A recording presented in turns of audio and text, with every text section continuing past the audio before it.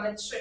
દાહોદ જિલ્લાની હોટેલ બાલાજી ખાતે પત્રકાર એકતા પરિષદનું જિલ્લા અધિવેશન યોજાયું। દાહોદ જિલ્લા પત્રકાર એકતા પરિષદ સંગઠન દ્વારા તારીખ 24 ને શનિવારના રોજ દાહોદ હાઈવે પર આવેલ હોટેલ બાલાજીના હોલમાં પત્રકાર એકતા પરિષદનું દાહોદ જિલ્લાનું મહાઅધિવેશન પ્રદેશ પ્રમુખની હાજરીમાં યોજાયું હતું।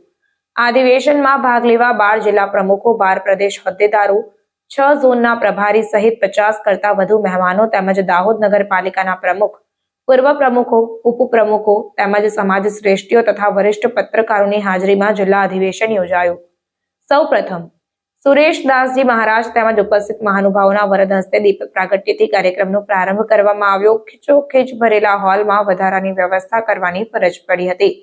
પ્રદેશ અધ્યક્ષ, ઉપાધ્યક્ષ, મહામંત્રીઓ, મંત્રીઓ, ઝોન પ્રભારીઓ, જિલ્લા પ્રમુખો સહિત બહારથી આવેલ મહેમાનોનું સ્વાગત શબ્દો દ્વારા કરી બુકે, શાલ અને સ્મૃતિ ભેટ સાથે કરવામાં આવ્યું, જેમાં ખાસ આમંત્રણથી પધારેલ નગરપાલિકા પ્રમુખ, પૂર્વ પ્રમુખ, ઉપપ્રમુખ સહિત મંચસ્થ આગેવાનોનું સ્વાગત સન્માન કરવામાં આવ્યું।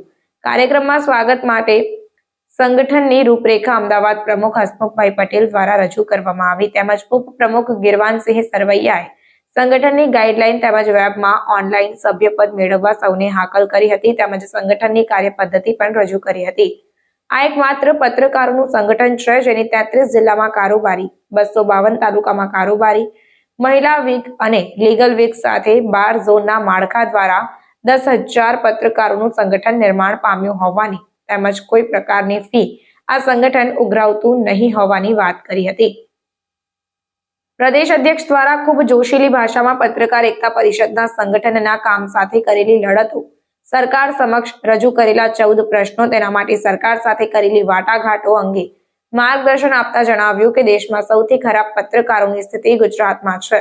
જો સરકાર સમક્ષ રજૂ થયેલી માંગણીઓ સ્વીકૃત થાય તો પત્રકાર રાહતનો શ્વાસ લઈ શકે, જેમાં ખાસ વરિષ્ઠ પત્રકારોનું સન્માન કરવામાં આવ્યું તેમજ આદિવાસી પરંપરા મુજબ ફળિયું બાંધી શાલ ઓઢાડી તીર કામઠા સાથે સ્વાગત કરવામાં આવ્યું। દાહોદના પૂર્વ અને પ્રથમ પ્રમુખ હર્ષદ કલાલનું સન્માન ખાસ કિસ્સામાં પ્રદેશ અધ્યક્ષ દ્વારા કરવામાં આવ્યું।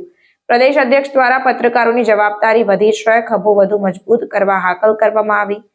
પત્રકારો કે જેઓ જાહેરાત કરે છે 750 ભરો ને પત્રકાર બનો, આવા વેપારી પત્રકારોએ પત્રકાર જગતને કલંકિત કર્યું છે। આવા લોકોને સંગઠનમાં નહીં જોડવાનું ગૌરવ લીધું હતું।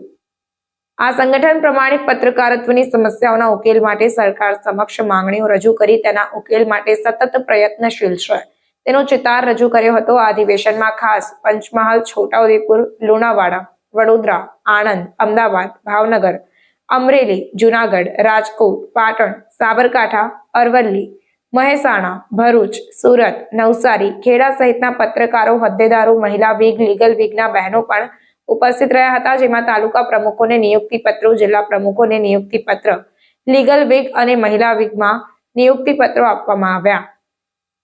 ઉપસ્થિત આમંત્રિત મહેમાનોએ પણ ચોથી જાગીર ગણાતા પત્રકારત્વ વિશેનું સત્ય જાણી જરૂર પડે સહકાર આપવાની ખાતરી આપી હતી અને પત્રકારો નેતૃત્વને જાગતું રાખે, જન સમસ્યાઓને વાચા આપે છે, શાસકોની આળસ ઉડાડે છે। પત્રકાર એકતા પરિષદના અધિવેશનમાં પ્રદેશ અધ્યક્ષ દ્વારા રજૂ થયેલી સ્પષ્ટતાઓ હૃદયનો ભાવ રજૂ કરતી જોવા મળી હતી।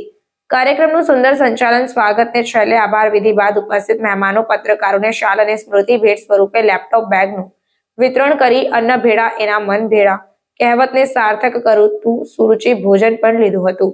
કાર્યક્રમને સફળ બનાવવા જિલ્લા પ્રમુખ યોગેશભાઈ ચૌહાણ તેમજ પ્રદેશ કારોબારીના પ્રિતેશભાઈ પંચાલ, રાજેશભાઈ સિસોદિયા, રાકેશભાઈ, કલ્પેશભાઈ, ખાંજનાબેન સહિત ટીમ દાહોદ દ્વારા સફળ આયોજન બદલ પ્રદેશ અધ્યક્ષે સૌને અભિનંદન પાઠવી આભાર વ્યક્ત કર્યો હતો। કોઈ કાર્યક્રમના વખાણ જ્યારે ઉપસ્થિત જનમેદની કે આગેવાનો વખાણે ત્યારે સફળતાના શિખર ચડ્યા કહેવાય તેમ જણાવાયું હતું।